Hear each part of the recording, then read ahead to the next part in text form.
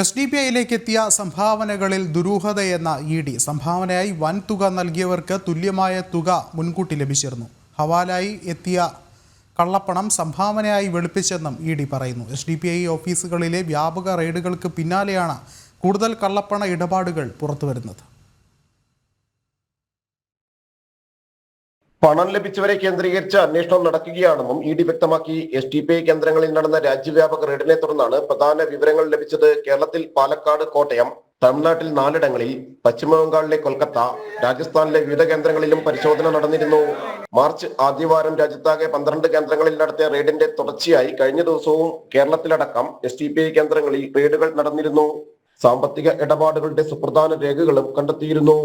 ഹവാലയായി ചിലരുടെ കൈകളിലേക്ക് എത്തിക്കുന്ന കള്ളപ്പണം SDPIക്ക് കൈമാറി വെളുപ്പിക്കുകയാണ് ചെയ്തിരുന്നത്. രാഷ്ട്രീയ പാർട്ടികൾക്കുള്ള സംഭാവന കണക്കുകളിൽ കൂടുതൽ അന്വേഷണം ഉണ്ടാകില്ലെന്നത് മറയാക്കിയായിരുന്നു കള്ളപ്പണ ഇടപാടുകൾ. സംഭാവനകൾ നൽകിയവരെ കേന്ദ്രീകരിച്ചും അന്വേഷണം നടക്കുന്നുണ്ട്. ജനം, കൊച്ചി.